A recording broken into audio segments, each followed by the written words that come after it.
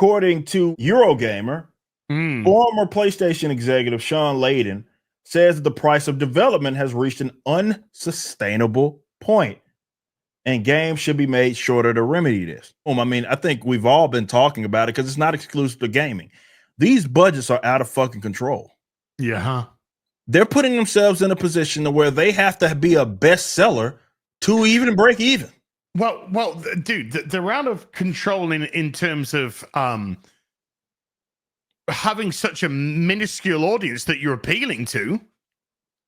Like Dragon Age the Veilguard, 100, 150, 200 million. And he just like, this game's appealing to the 0.00001% of people. But if you put 200 million into a movie, let's say a Marvel movie, and you make it a legitimate kick-ass Marvel movie, you don't put all the fucking stupid shit that we've seen in. Your men kick ass, your men are masculine, your females kick ass, and they're fucking sexy, and they can handle themselves. They work together as a team. They have the strengths, they have the weaknesses, they have the vulnerabilities. All of that shit, all the shit which we love, then you're setting yourself up to make some money. But you put this level of fucking money in, and then you go, hey, look, top surgery scars.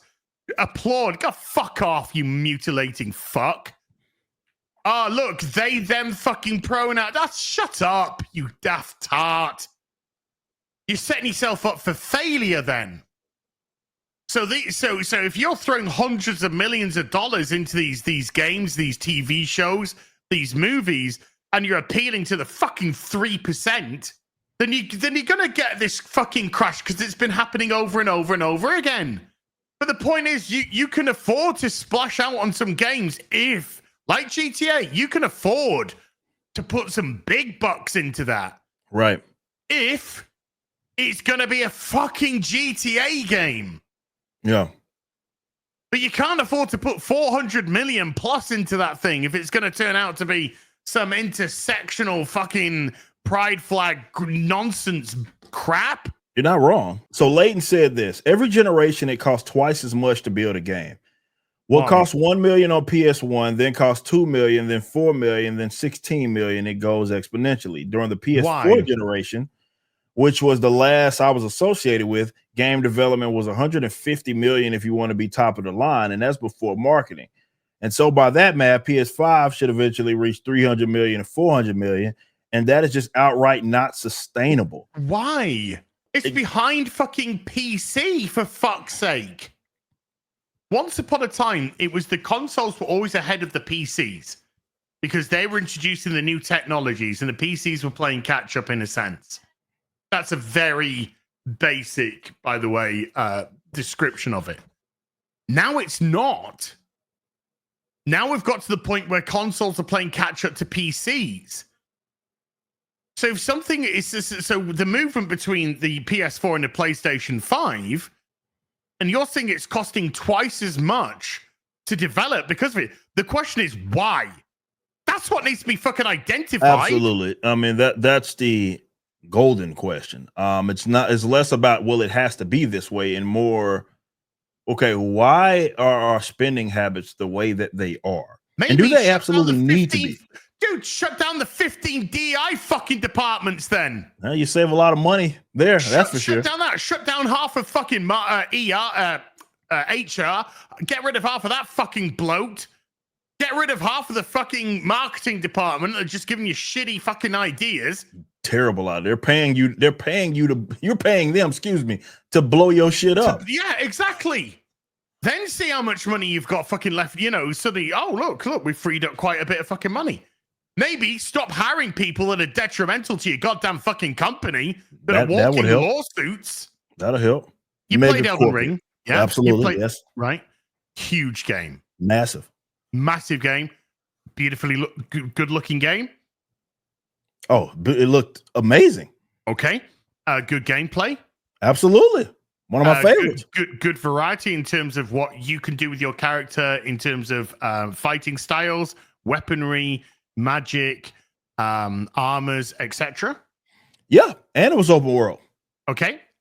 Great lore. Good lore. fun, interesting lore, interesting. Oh, absolutely, absolutely.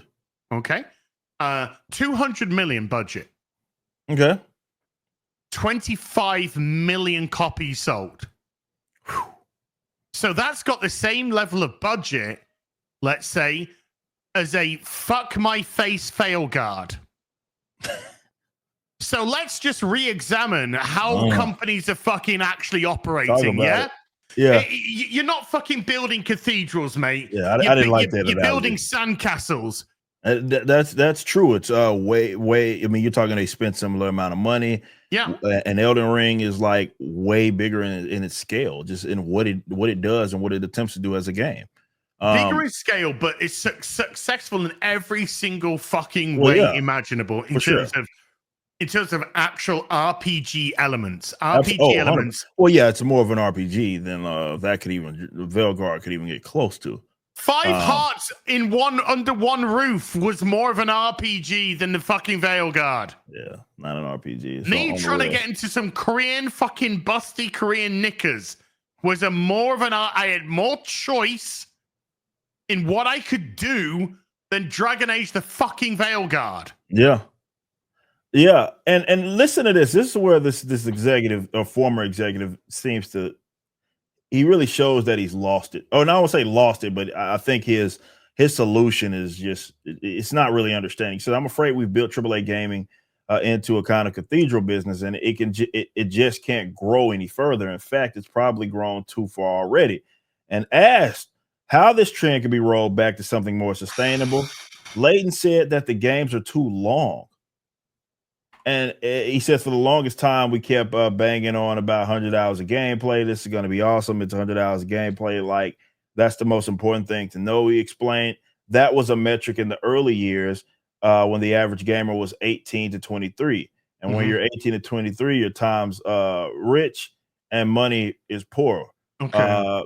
He says, but as the average gamer moved to late 30s or 20s, 30s, well, it's the opposite.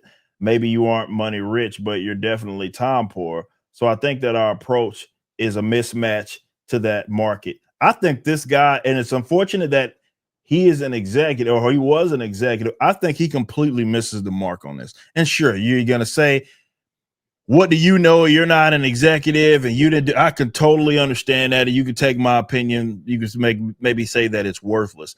I just think that the length of the game has nothing to do with it. I think that he's misassessing how age groups, how things have changed anyway, right? I think people are using, especially families are using their time definitely with son and fathers. I know some of you guys are out there. You might be playing games with your kid for that matter, as more of a bonding sort of experience. And I would make the argument that now, especially in affordability, when it came to games, I'm able to game now more than I was when I was a youngster because I can afford them.